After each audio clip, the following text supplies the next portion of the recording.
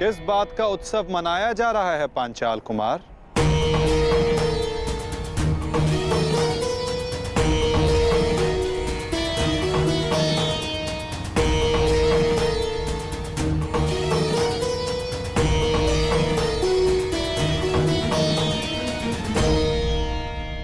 अपनी विजय का उत्साह रखना उचित है, परंतु एक वीर, एक महायोद्धा की मृत्यु का उत्सव मनाना कुत्सा है।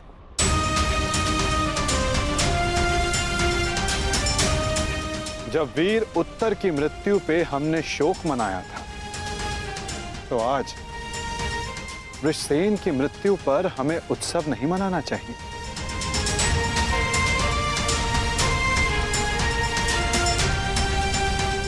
कल हमने एक वीर योद्धा खोया था और आज हमारे विपक्ष ने एक वीर योद्धा खोया है।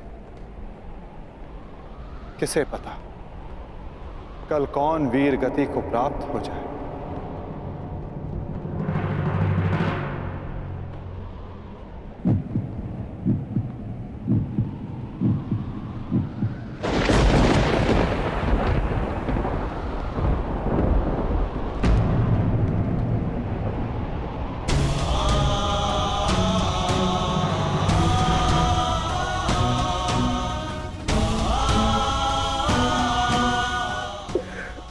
मुझे मैं तुम्हारे पुत्र की रक्षा नहीं कर पाया अमित। आज यदि मैं जीवित हूं तो केवल तुम्हारे इस वीर पुत्र के कारण। रक्षा तुम मुझे उसकी करनी चाहिए। मेरा पुत्र अपना कर्तव्य पूर्ण करते हुए वीर गति को प्राप्त हो गया। मुझे इस पर गर्व है।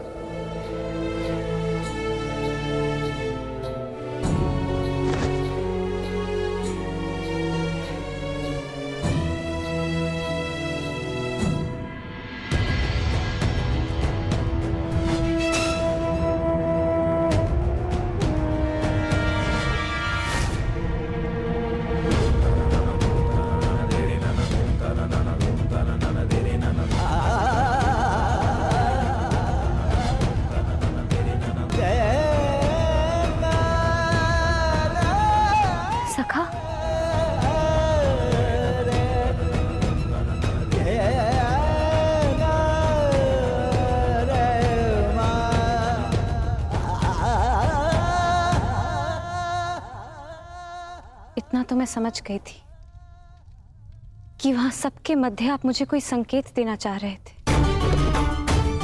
परंतु आपका मंतव्य क्या था सखा?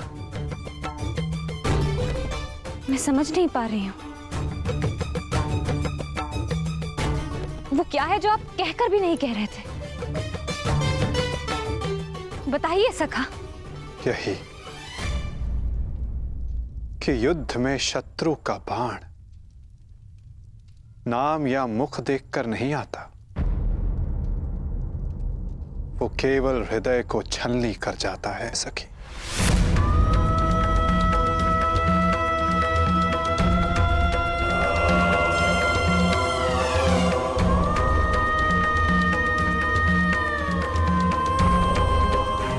मेरे पुत्रों की भाग्य रेखा भी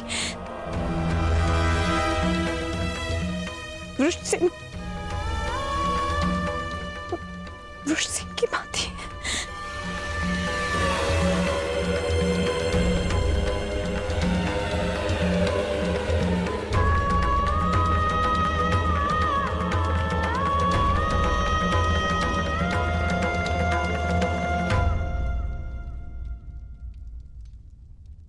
आने वाले कल पर तुम्हारा कोई वश नहीं, और जो कल हो गया उस पर शोक मनाने का कोई लाभ नहीं।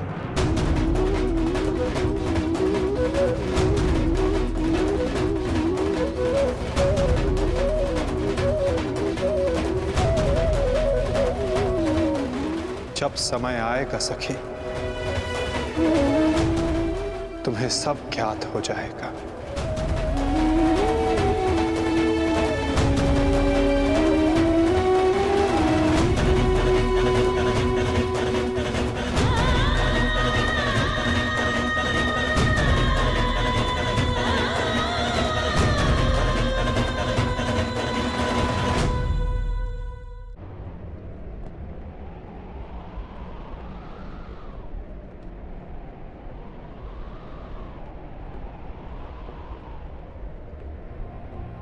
है मृत्यु तैयार यदि तू आने को प्रसन्न मुख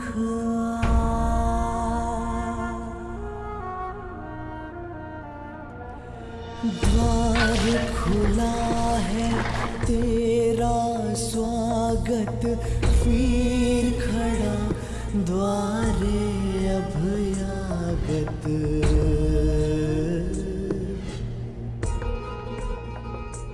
बाहें फैला के मुस्कुरा के करता अपने अतिथि का स्वागत। जब मृत्यु युद्ध क्षेत्र में सामने खड़ी हो तो योद्धा कहता है, हे मृत्यु, तैयार यदि तू आने को, प्रसन्न मुखा। बालक आया तेरे आंचल छाया,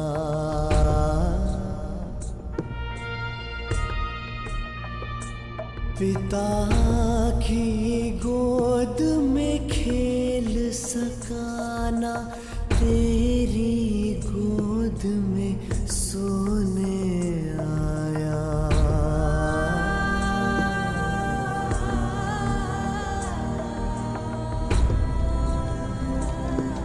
सपना था वो विवश पिता का, उसकी हर आशा है टूटी। कांधे चढ़े पुत्र की अर्थी, ये पीड़ा है सबसे अनूठी।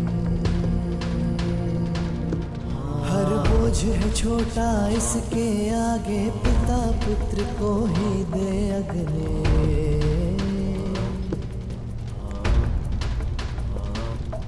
अश्रु है बहे आज अंगारे, आग नहीं है अब ये बुझने।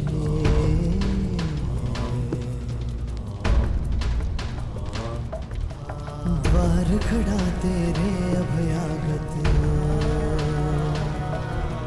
कर अपने अतिथि का स्वागत, कर अपने अतिथि का स्वागत।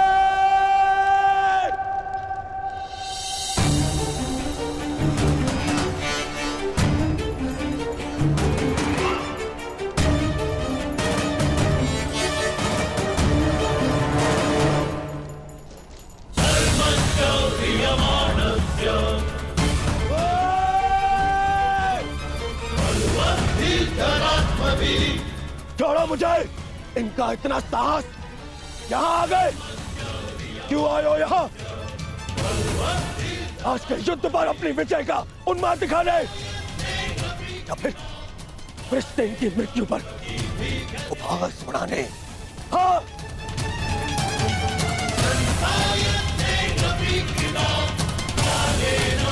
मामा जी, इन्हें कहिए यहाँ से चले जाए नट्ठा, मैं इनका बंद कर दूंगा। जाओ यहाँ से।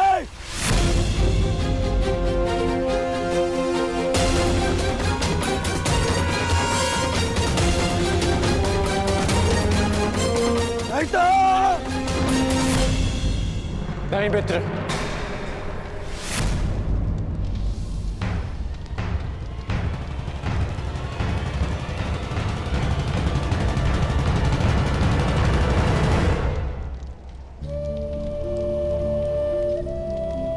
रहने दो इन्हें। मेरा पुत्र वीर गति को प्राप्त हुआ है, उसे शांति से दूसरे लोग जाना।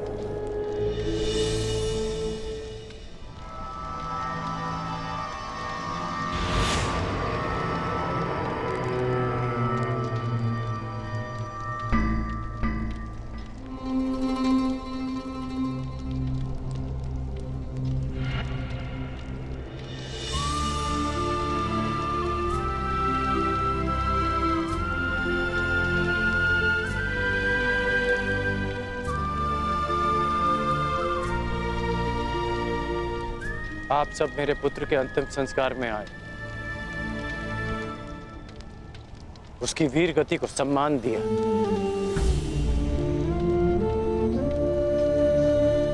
उसके लिए आपका बहुत बहुत धन्यवाद।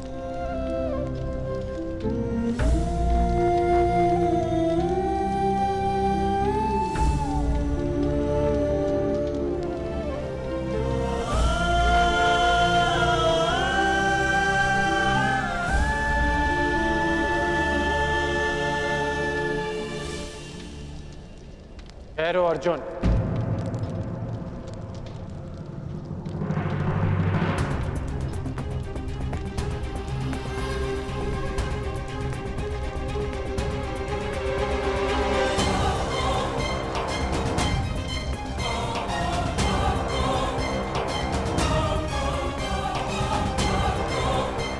उस दिन की प्रतीक्षा करना जब मैं युद्ध भूमि में प्रवेश करूंगा।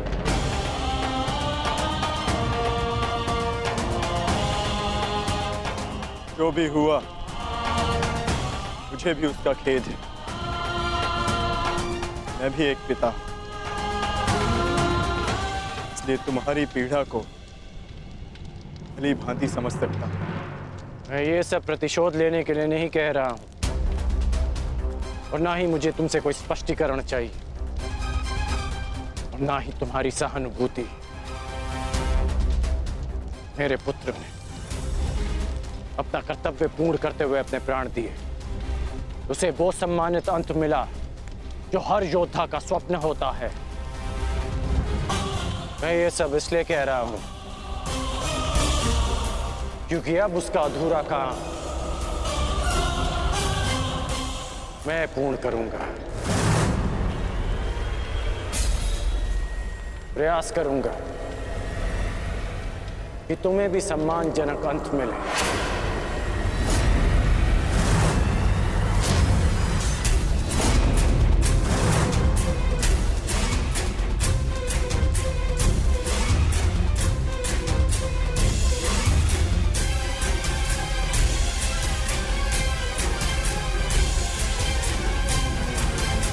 मेरी प्रतीक्षा करना अर्जुन। प्रयास करूंगा कि तुम्हें भी सम्मानजनक अंत मिले।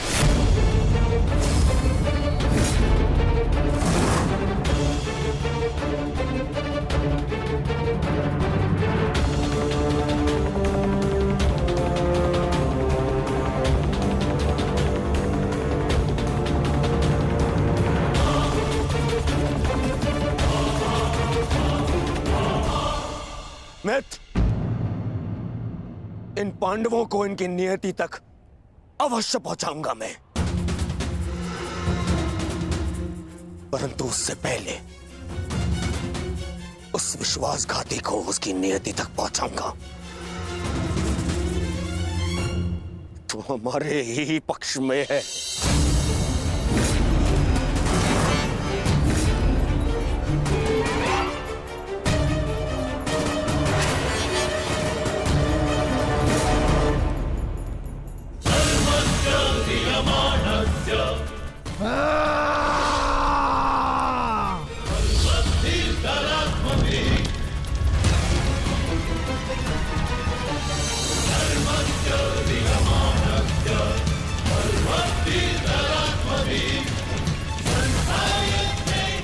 महामहिम,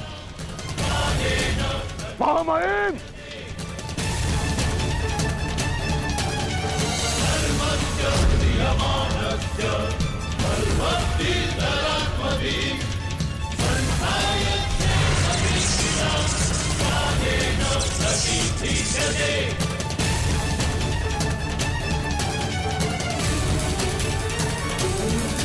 महामहिम, आप ठीक तो है? महामहिम के शिविर में अग्नि लगाने का दुस्साहस किसने किया? उत्तर दो। एक विश्वासघाती को यही दंड मिलना चाहिए, यही।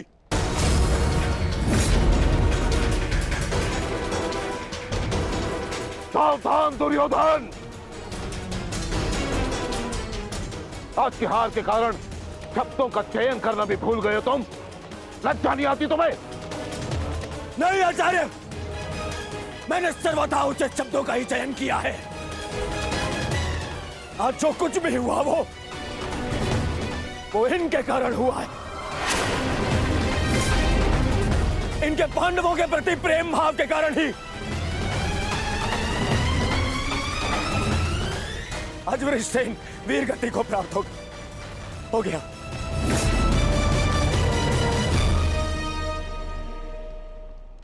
इसीलिए मैं हस्तिनापुर का युवराज दुर्योधन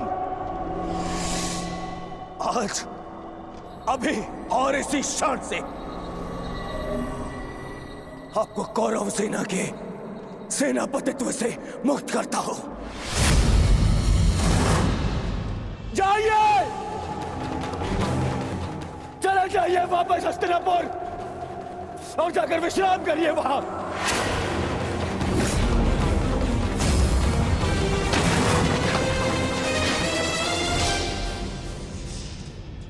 अपने शब्दों पर नियंत्रण रखो दुर्योधन, और अपनी सीमा मत लांघो। सीमा लांघ नहीं रहा हूं, आज तो सीमा बना रहा हूं।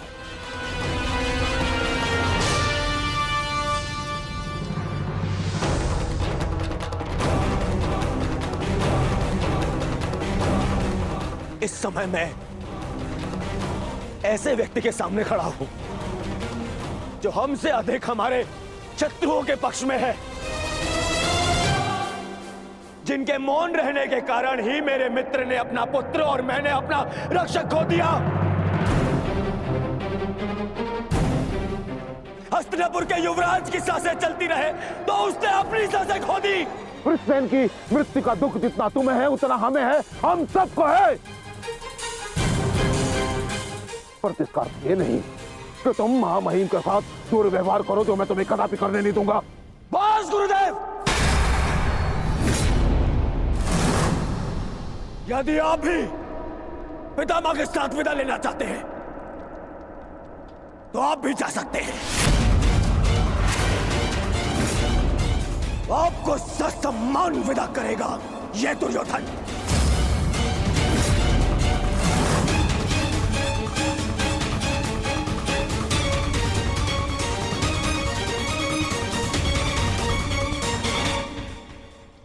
तैयार हो जाओ मित्र, कल से इस युद्ध में तुम अपने मित्र का साथ दोगे। इनसे कहीं अधिक इस युद्ध में मुझे तुम्हारी आवश्यकता है मित्र। तो सहोदर एक दूसरे का रखना भाई, ये उत्तरदायित्व आपको ही लेना होगा। ताश्री, प्राण की रक्षा केवल आप ही कर सकते हैं। कदापि नहीं। जब तक मैं युद्ध भूमि में उपस्थित हूं तब तक अंगराज कर्ण युद्ध भूमि में पद नहीं रखेगा। क्यों मेरा मित्र मेरे साथ में युद्ध में खड़ा नहीं हो सकता? बताइए क्यों? कल को यदि फिर से मेरे प्राणों पर संकट आया, मेरे प्राणों की रक्षा कौन करेगा? मैं करूंगा तुम्हारी रक्षा। शत्रु को तुम्हारे समीप आने नहीं दूंगा।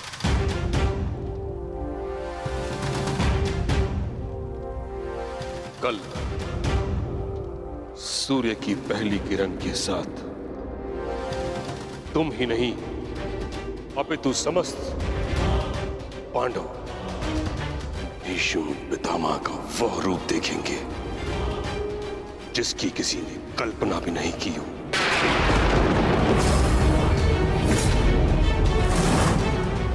यह मेरा वचन है। अर्जुन हो या युधिष्ठिर, कृष्ण हो या भीम, गंगा पुत्र भीष्म के प्रताप के आगे झुकेंगे। यह मेरा वचन है।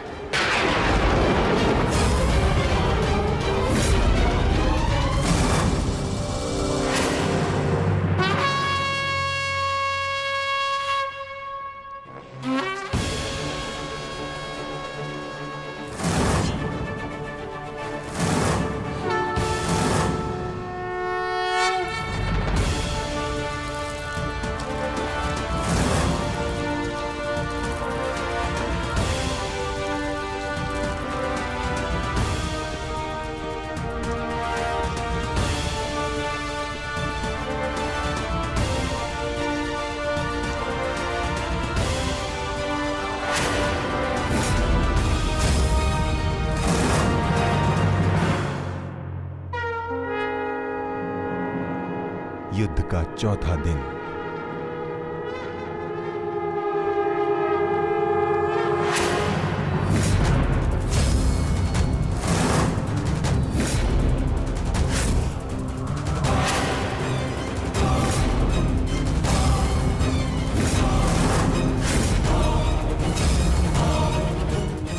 पितामह, देव की रचना कीजिए। मुझे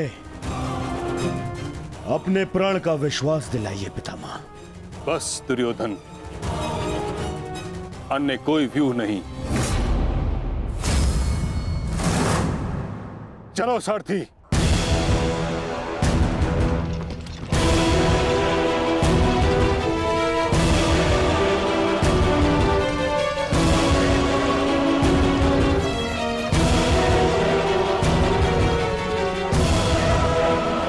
तो अच्छा संकेत है माता। प्रतीत होता है कि पितामह इस नरसंहार को समाप्त करना चाहते हैं, इस युद्ध पर विराम चाहते हैं। गंगा पुत्र इस महायुद्ध पर विराम अवश्य लगाना चाहते हैं, परंतु अपने सभी शत्रुओं का अंत करने के पश्चात।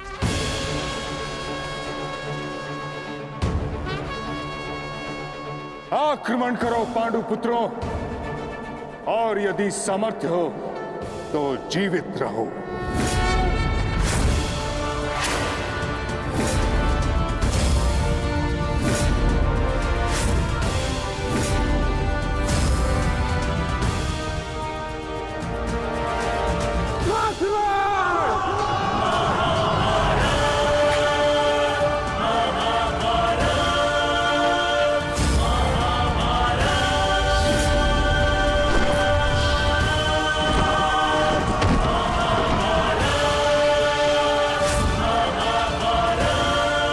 क्या कर रहे पितामह? कभी कभी कर्तव्य की चेतना आकांक्षाओं के स्वप्न पर हावी हो जाती।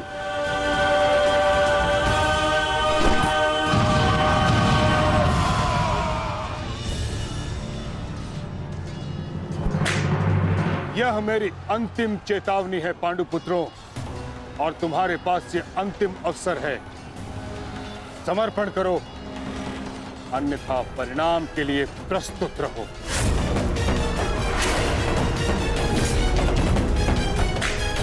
यदि समर्पण नहीं किया तो ऐसा संहार देखने को मिलेगा कि जिसकी आशा भी नहीं की होगी तुमने।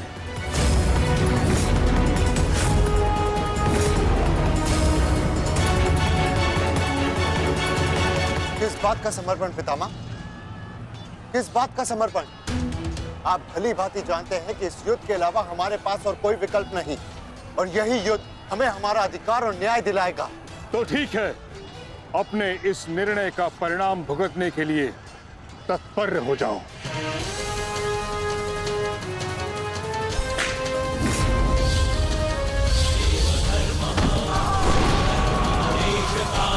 ये पितामह क्या कर रहे हैं? हमारे सैन्य बल का क्रूरता से अंत कर रहे हैं। अर्जुन, तुम्हें पितामह को रोकना होगा, क्योंकि हम सभी में केवल और केवल तुम ही इसमें सक्षम हो।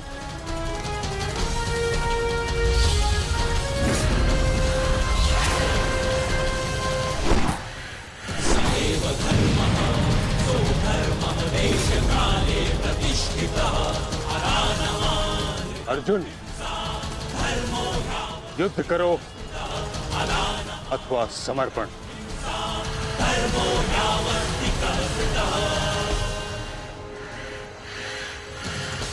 तुम्हारे मौन ने मुझे उत्तर दे दिया।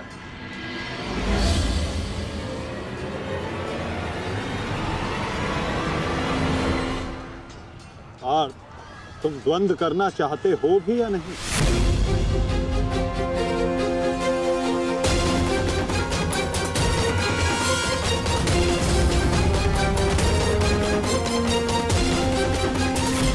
उत्तर दे दिया। उचित होगा पितामह कि आप अपनी ओर से कौरवों को भी आक्रमण करने की अनुमति दीजिए, क्योंकि आप तो मेरे साथ द्वंद्व में व्यस्त होने वाले हैं। मेरी ओर से लड़ रहे योद्धाओं का अपमान मत कीजिए पितामह। ठीक है अर्जुन,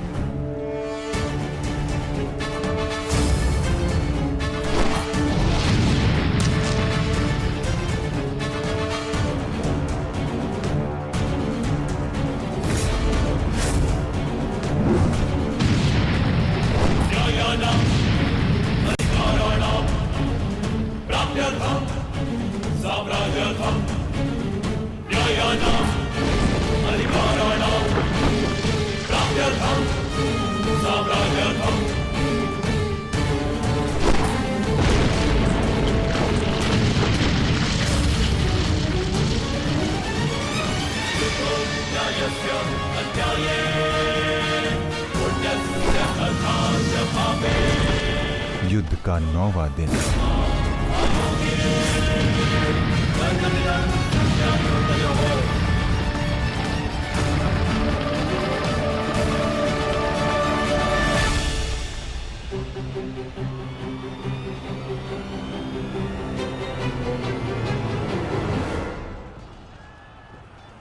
माधव, ये पितामह तो भ्राता युधिष्ठिर की ओर अपना रथ लेकर जा रहे हैं। भ्राता युधिष्ठिर संकट में है माधव, हमें शीघ्र कुछ करना होगा।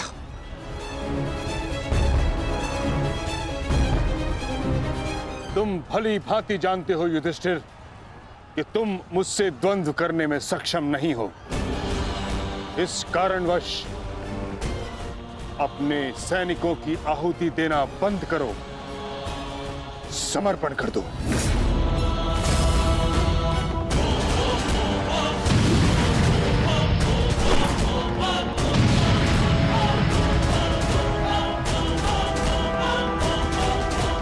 अद्भुत पितामह, अद्भुत। गंगा पुत्र अच्छा है, अच्छा है।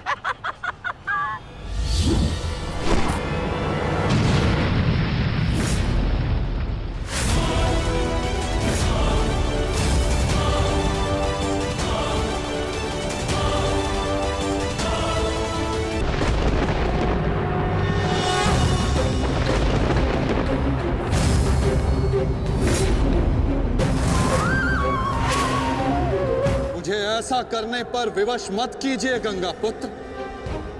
मैं आपका वध कर सकता हूं, और ऐसा करने के लिए मुझे शस्त्र उठाने की आवश्यकता नहीं, केवल ये चक्र ही पर्याप्त है।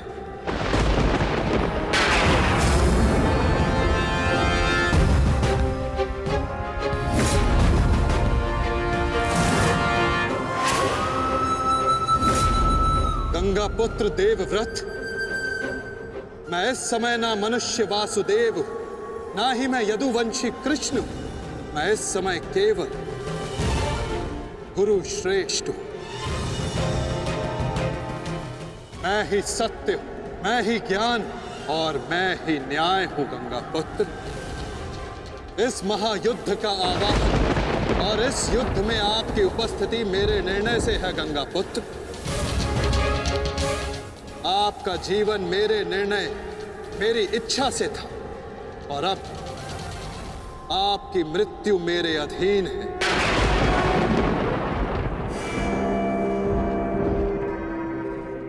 मैं पर ब्रह्म हूं, जिस पर कोई बंधन नहीं गंगा पुत्र, ना ही युद्ध के नियमों का और ना ही किसी प्रकार के वचनों का।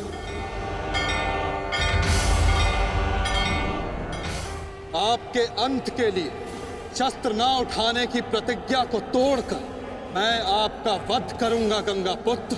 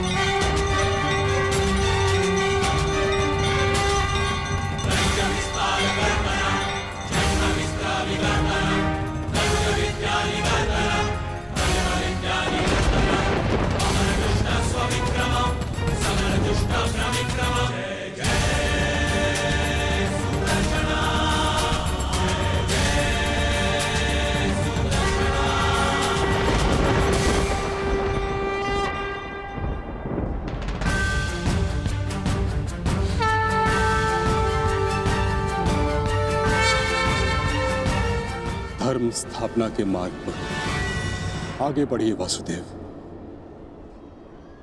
अंत कर दीजिए मेरे इस जीवन का।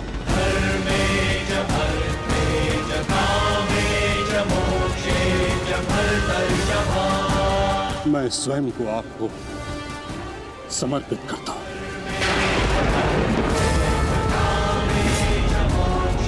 क्योंकि ना तो पांडव मेरे प्राण लेने में सक्षम है और ना ही मैं उन्हें मार पाऊंगा। मैंने सदैव धर्म का पालन किया, कभी अधर्म नहीं किया। यदि कोई अधर्म हुआ तो केवल ये कि मैंने आपको प्रतिज्ञा तोड़ने पर विवश किया। यदि आपको ऐसा लगता है कि आपने कोई अधर्म नहीं किया तो यह आपकी सबसे बड़ी भूल है गंगा पुत्र। अवश्य आपने सदैव धर्म का पालन किया गंगा पुत्र, किंतु केवल अपने लिए, अपने वचनों के लिए। और यही आपका सबसे बड़ा अधर्म है। क्योंकि जिसके पास शक्ति हो उसे स्वयं के लिए नहीं, संसार के लिए उत्तरदायी होना चाहिए। और जो आप नहीं हो पाए गंगा पुत्र।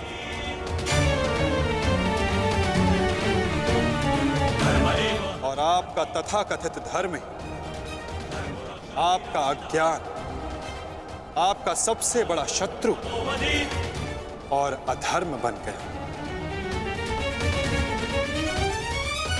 किंतु वासुदेव, मैंने तो सदैव वही किया जो मेरी अंतरात्मा ने कहा। तो क्या इस धर्म युद्ध में अधर्म के पक्ष से लड़ने की अनुमति भी आपको आपकी अंतरात्मा ने दी गंगा पुत्र? भरी सभा में द्यूत में होते छल को देख मौन रहने की अनुमति क्या आपको आपकी अंतरात्मा ने दी थी गंगा पुत्र? कुल वधू का वस्त्र हरण होते समय शस्त्र उठाने के लिए क्या आपको आपकी अंतरात्मा ने रोका था गंगा पुत्र? हस्तिनापुर की सुरक्षा के लिए आपने इतिहास की सबसे भीषण प्रतिज्ञा ली गंगा पुत्र। परंतु आप हस्तिनापुर का अर्थ ही अनुचित समझ बैठे। आपने सिंहासन को हस्तिनापुर समझ लिया और देखिए, उसी भूल का, उसी अधर्म का परिणाम है ये महाविनाश गंगापुत्र। आपने हस्तिनापुर के सिंहासन का त्याग नहीं, आपने संसार के प्रति अपने कर्तव्यों का त्याग किया था गंगापुत्र, और यही आपका सबसे बड़ा अधर्म था।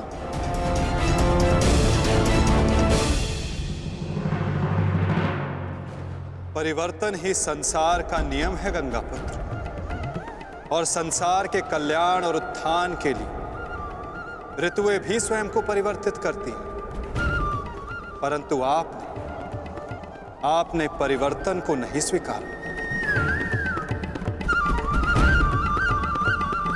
जो स्थिर हो जाए वो मनुष्य नहीं, पाषाण है।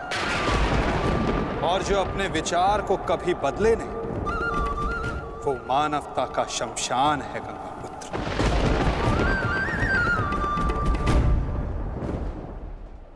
अपने कर्म के प्रति सजग ना रहना सबसे बड़ा अधर्म होता जो आपने किया गंगापुत्र, और यही इस महायुद्ध, इस महाभारत के होने का कारण बना।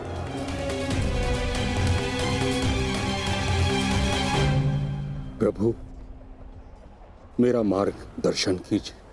आपका कर्तव्य यह है गंगापुत्र कि आप अपने शस्त्र को त्याग कर, अपने जीवन का बलिदान देकर इस अधर्म को रोकें।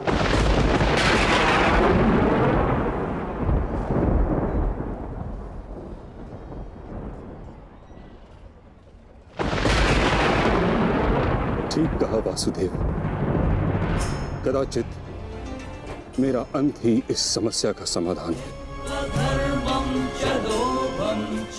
आज जबकि मुझे अपनी भूल का भान हो गया है, मैं अपना प्रारब्ध स्वीकार करने के लिए तैयार हूं।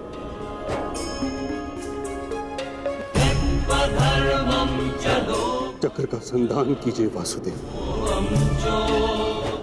और मुझे मृत्यु का सौभाग्य देने की कृपा कीजिए।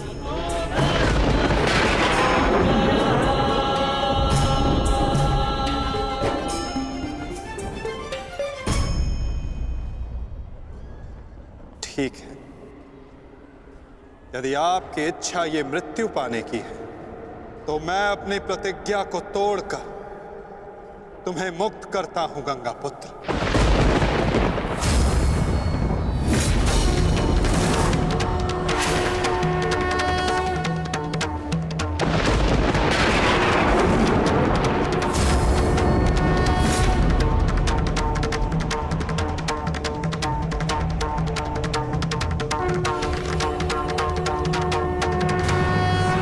नहीं माधव, आपने इस धर्म युद्ध का बीड़ा उठाया है, वचन तोड़कर उसे कलंकित मत कीजिए।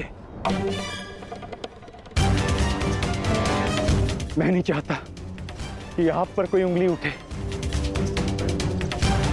नहीं पार्थ, मेरी प्रतिज्ञा टूटने की अपेक्षा से अधिक महत्वपूर्ण धर्म की स्थापना है।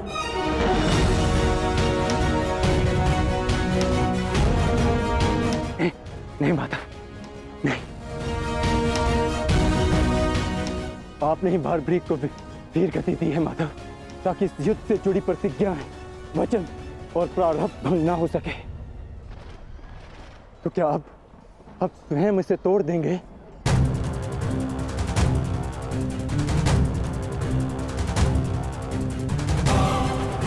आप मुझे एक अवसर और दीजिए माधव। मैं अपने संपूर्ण मनोबल और कौशल से यह युद्ध करूंगा। जब तक मेरे शरीर में रक्त की एक बूंद भी बहेगी, मैं अपने मन में भावनाओं को नहीं बहने दूंगा माधव।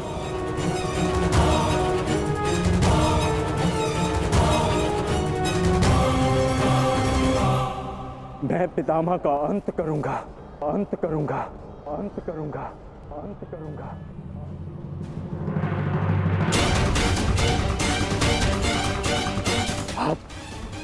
आप ये चक्र छोड़ दीजिए माता,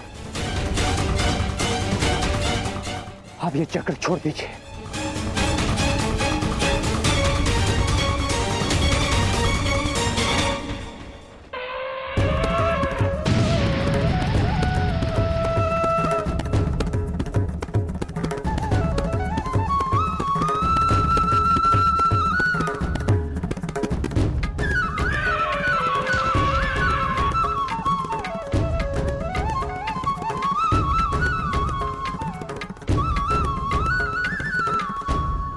उठो पार्थ।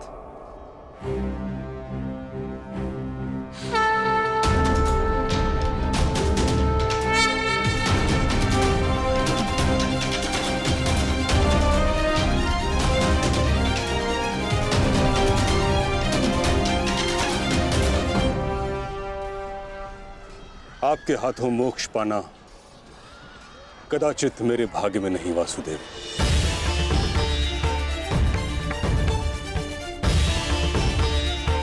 नहीं गंगा पुत्र, आपका वध करना मेरा प्रारब्ध ही नहीं था, अर्जुन का प्रारब्ध है। और मैंने ये चक्र संधान केवल इसलिए किया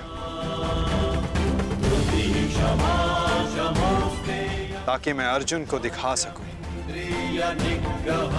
कि आपका भी वध करना असंभव नहीं।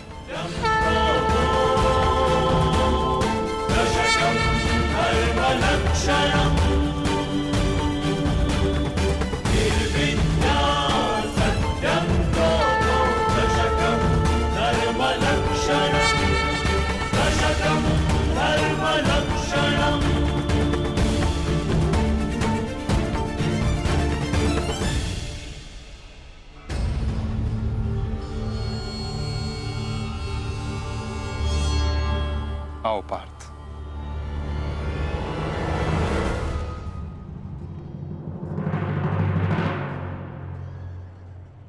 पुत्र अर्जुन, युद्ध आरंभ करें। मैं सज्ज हूं पितामह।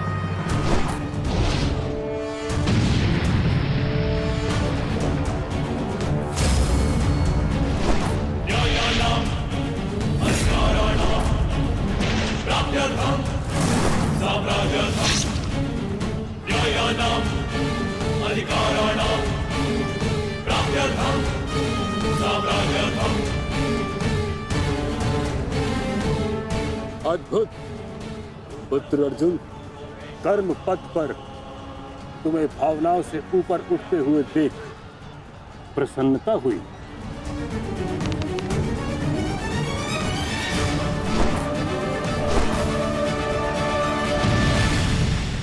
जब तक महामहिम के हाथ में शस्त्र हैं, उनके प्रहार की धारा कोई नहीं रोक सकता और ना ही उन्हें कोई निरस्त्र कर सकता है।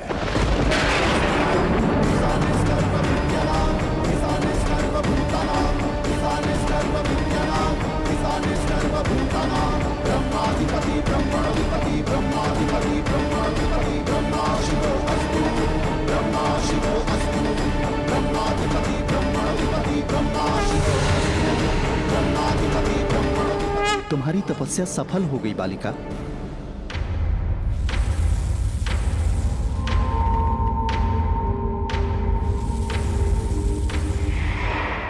मांगो, क्या मांगना चाहती हो? गंगा पुत्र भीष्म का नाश। किंतु गंगा पुत्र का वध मेरे वश में भी नहीं है शिखंडिनी। परंतु अपने जीवन का अंत तो मेरे वश में है ना। 2 बार मैं अपना जीवन त्याग कर चुकी हूं। इस बार भी मैं फिर जन्म लूंगी और अगले जन्म में भीष्म का अंत करने आऊंगी।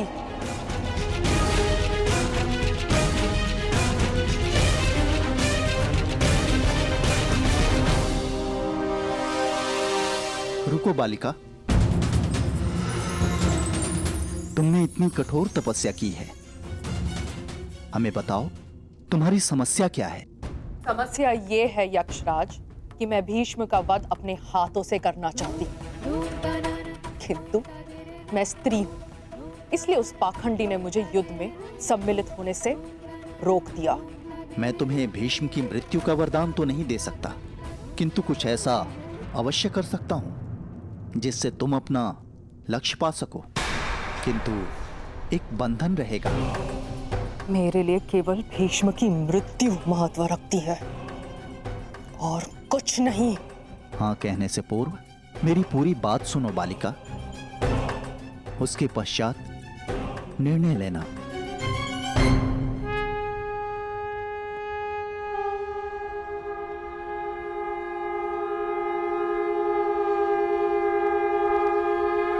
पुत्र अर्जुन, आज तुम कुशलता पूर्वक लड़े, परंतु मेरे वध के लिए यह पर्याप्त नहीं।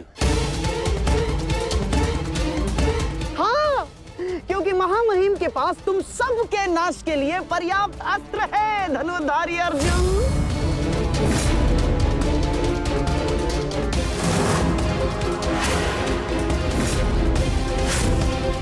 शीघ्र तुम सब इस संसार का त्याग करोगे और आप वासुदेव, आप तो इन सब के मार्गदर्शक है ना, तो बताइए आपके पास महामहिम के कौशल का कोई तोड़ है?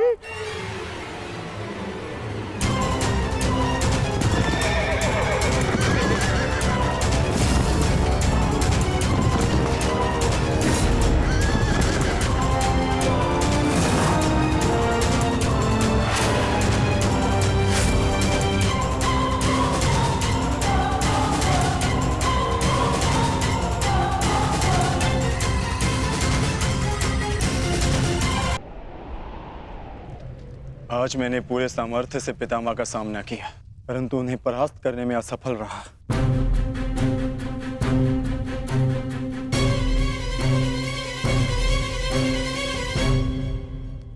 हर योद्धा के उत्तर के लिए कोई ना कोई और योद्धा होता है।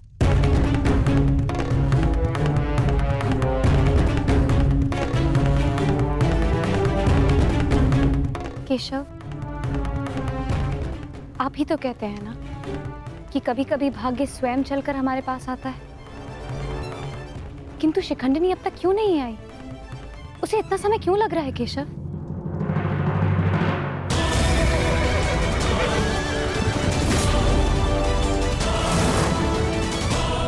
हम उन्हीं की प्रतीक्षा कर रहे हैं पांचाली। कि शिखंडिनी अपनी तपस्या में असफल हुई तो पितामह हमारी सेना का अंत कर देंगे और हमारे पास केवल और केवल 2 अक्षणीय सेना शेष है। अरे तो क्या करें? कुछ तो करना ही होगा, अन्यथा हम इस युद्ध में पराजित हो जाएंगे।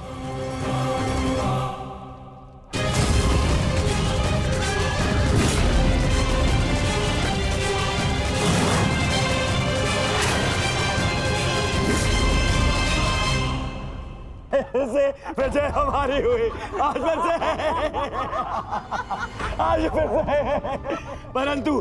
परंतु सबसे अधिक प्रसन्नता मुझे तब होती है जब वो धनुर्धारी अर्जुन के मुख पर मैं भय देखता हूँ। केवल 2 अक्षुणी सेना शेष बची है उन पांडवों के पास और शीघ्र ही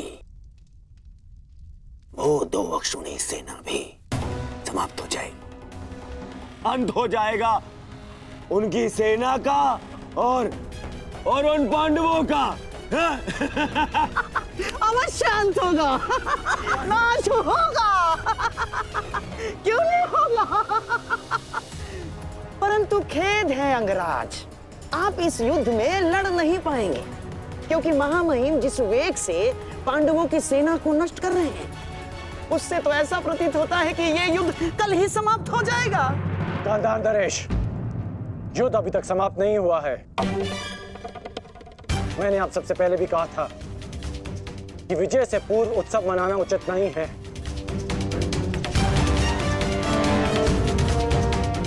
हो सकता है कि कल पांडवों को महामहिम के प्रहार की ढाल मिल जाए।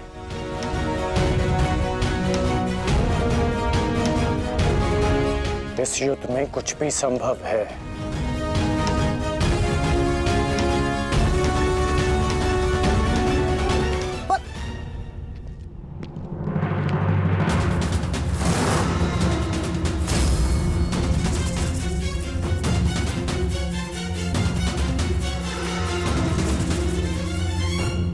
कौन हो तुम? मैं इस युद्ध का अंत हूं। मैं भीष्म की मृत्यु हूं। देवी शिखंडिनी,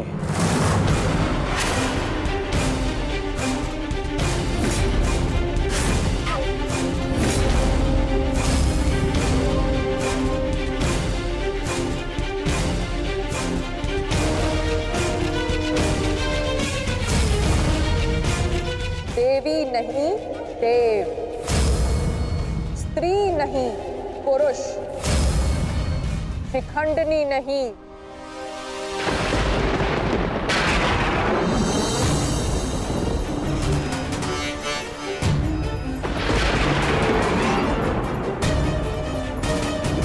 शिखंडी।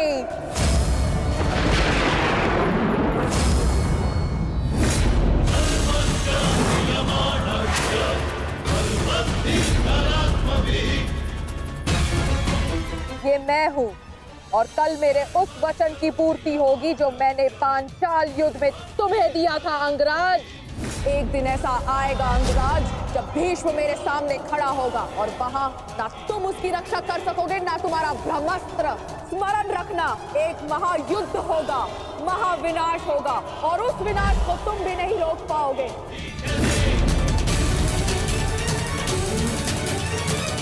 बधाई हो, कल से तुम इस युद्ध में प्रवेश करोगे। कल कुरुक्षेत्र एक योद्धा को विदा करेगा और दूसरे योद्धा का स्वागत।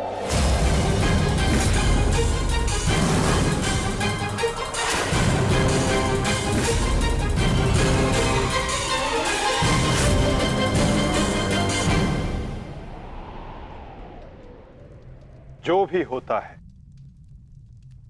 केवल समय के अनुसार होता है और उचित समय आने को है। हमें केवल धैर्य रखना है जब तक उचित समय नहीं आ जाता। शिखंडिनी कुरुक्षेत्र पहुंच चुकी है।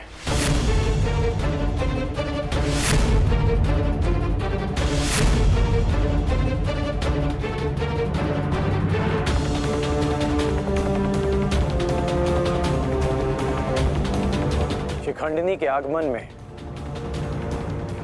आपकी संभावित मृत्यु छिपी है, फिर भी आप मुस्कुरा रहे हैं।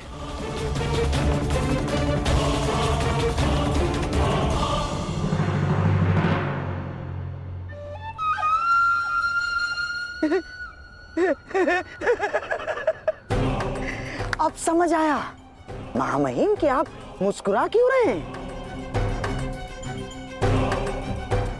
युद्ध के नियमानुसार शिखंडिनी युद्ध में भाग ले ही नहीं सकती क्योंकि वो एक स्त्री है। नहीं,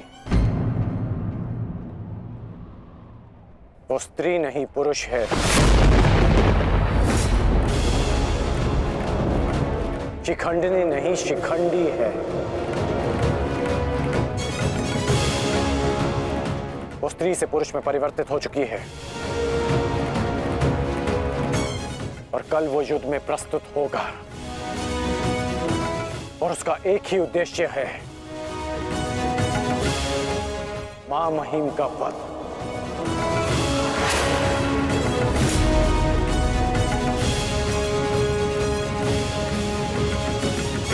हाँ, एक स्त्री अपने प्रतिशोध की आग के चलते पुरुष बन गई। अद्भुत। भला ये कैसे संभव हुआ? ऐसे हुआ वो छोड़िए मामाश्री। अब ये बताइए कि करना क्या है?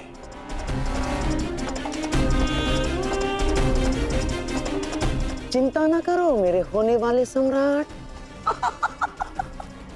तुम्हारा ये मामा इसका भी कोई ना कोई उपाय अवश्य ढूंढ लेगा।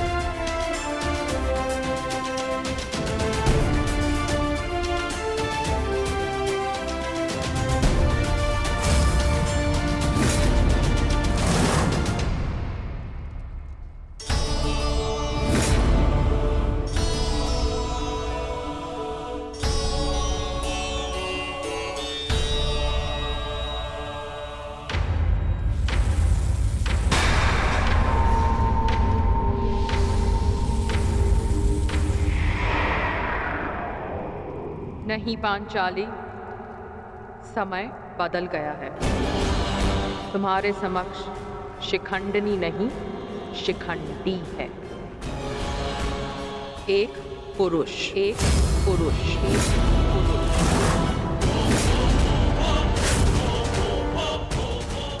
और तुम्हें पर पुरुष का स्पर्श करने की अनुमति नहीं है।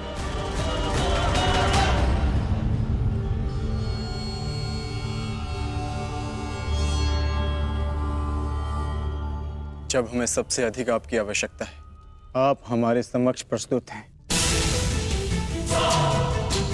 इसके लिए आपका धन्यवाद। मैं यहाँ अपने आवश्यकता और अपने उद्देश्य के लिए आया हूँ।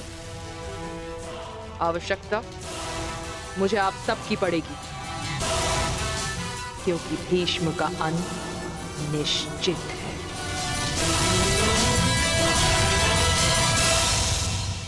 ये मेरा वचन है, हम आपका पूर्ण रूप से समर्थन करेंगे, फिर चाहे कुछ भी हो जाए। युद्ध भूमि में हम आपके साथ खड़े रहेंगे और अंत तक युद्ध करेंगे।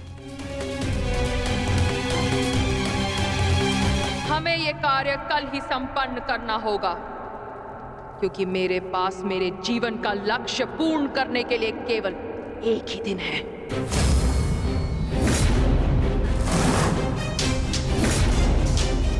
केवल एक दिन? परंतु क्यों? तुम्हारी समस्या ये है कि तुम एक स्त्री हो, जिस कारण तुम भीष्म से द्वंद्व नहीं कर सकती। मैं तुम्हें पुरुष बनने का वरदान देता हूं, ताकि तुम भीष्म को परास्त कर सको। किंतु स्मरण रहे कि ये वरदान केवल 8 प्रहर अर्थात एक दिन के लिए रहेगा।